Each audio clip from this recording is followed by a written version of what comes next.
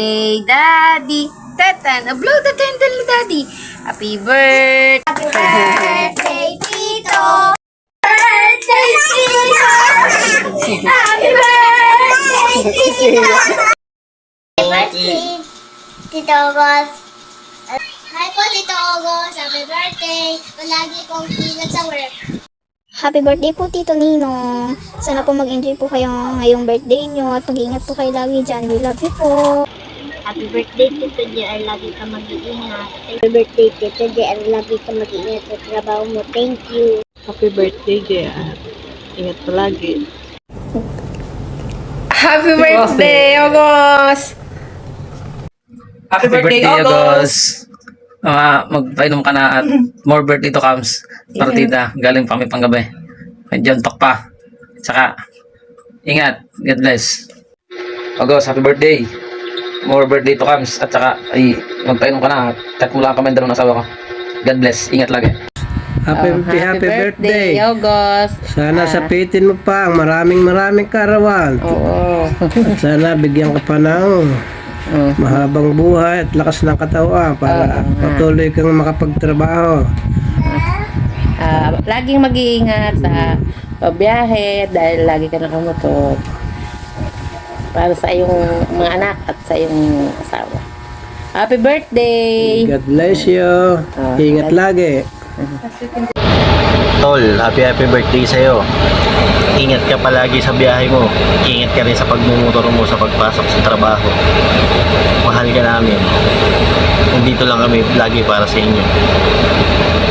Birthday, JR. Ay, ano yun? Hindi ko alam kung sasabihin.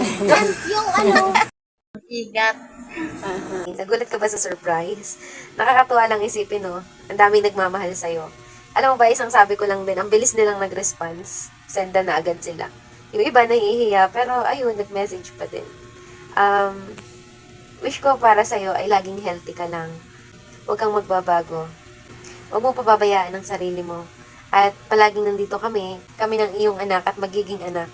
Pasensya ka na kung minsan may mga bagay na hindi tayo napagkakasunduan. Kasi napakadami nating opposite. Madaldal ako, maingay, ikaw tahimik. Makulit ako, ikaw okay lang, tahimik pa rin. At meron man tayong mga bagay na hindi palaging napapagkasunduan.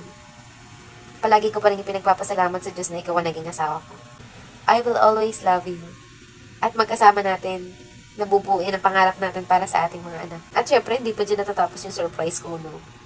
May isa pa na mahalaga din sa buhay mo na gustong bumati sa'yo. At again, happy birthday, honey. I love you. hello, Daddy. Happy birthday. Nagpa-ultrasound na pala si Mami. Nagpunta siya nang hindi mo alam kasi gusto kanyang i-surprise. Balik kasabot niya ang nanay. Dahil siya ang nag-alaga kay Kuya Clark. Gusto ko lang malaman mo na mahal ka ni Mami. Ano ko nasabi? Kasi nararamdaman ko siya.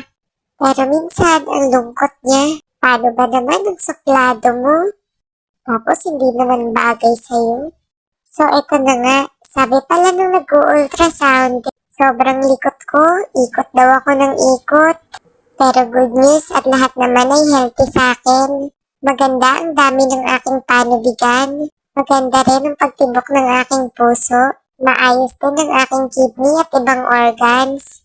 Kumpleto din ang parte ng aking mga katawan. Sipalit na ako ngayon, pero pwede pa din daw ako umikot. Pero sana ganyan pa din at buti na lang kahit sobrang likot ko. Hindi naman nakapulupot sa liig ko yung cord ko. Kalahating kilo na nga pala ako. Pagsabihan mo si Mami na mag-diet na, baka mahirapan pag ilalabas na ako. Hindi ko pala napakita yung kabuuan ng mukha ko. Gusto ko kasi surprise. Sana nga matangos ilong ko. Pero nakita na ni Mami na matambok ang pisngi ko. Nagana kasi ako ng pagkain dito sa loob. Nung una pala ayaw kong ipakita yung gender ko. Kaso naisip ko sayang ang 450 na binayad ng Mami ko. Kaya nung pinaiba ng pwesto na nag-ultrasound si Mami, ayun, pinakita ko na rin.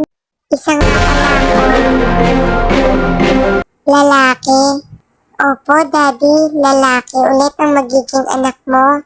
Pero this time, mas mabait naman ako kay Kuya Clark. Pero syempre, kailangan mo na mag-ipon ng maraming pasensya.